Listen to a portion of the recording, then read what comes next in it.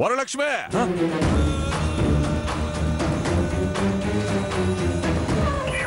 చూడు బామర్దే, నా పెళ్ళప్పుడు నేను కూడా ఈ మాదిరిగానే కాశీకి పోయేదానికి బయలుదేరుతా ఉంటే నువ్వు నన్ను ఇట్టాగే ఆపి మీ అక్కను నాకిచ్చి పెళ్లి చేసి నన్ను కాశీకి పోకుండా ఆపుండవా? అందుకే మా అమ్మిని నీకిచ్చి పెళ్లి చేసి నిన్ను కూడా కాశీకి పోకుండా ఆపుతా ఉండాను. నేను కాశీ పోయేదానికి స్ట్రాంగ్ గా డిసైడ్ అయ్యాను. నేను ఒక్కరు డిసైడ్ అయితే నా మాట కదా, చివరికి ఆ మహేష్ బాబు మాట కూడా విన్నా. తప్పక కాశీకి పోలా. బామర్దే, చేసిన ఓవర్ యాక్షన్ చాలే గానీ నువ్వు వెనక్కి నడువా.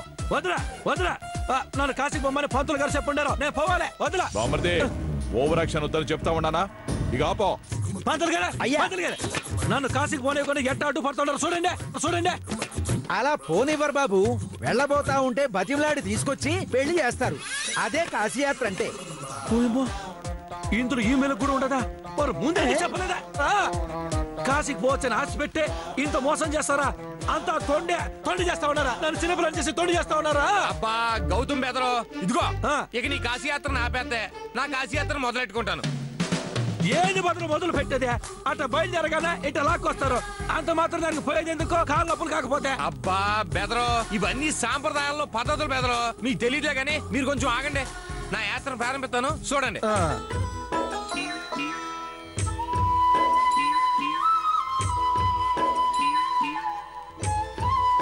సంసారం ఒక చదరంగం, అనుబంధం ఒక రణరంగం.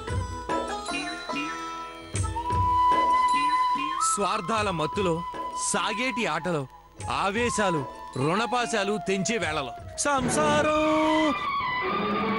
ఇది ఒక చదరంగం అనే పాట కదది. అయ్యి బాబాయ్, భలే గుర్తట్టేసావు బెదరో.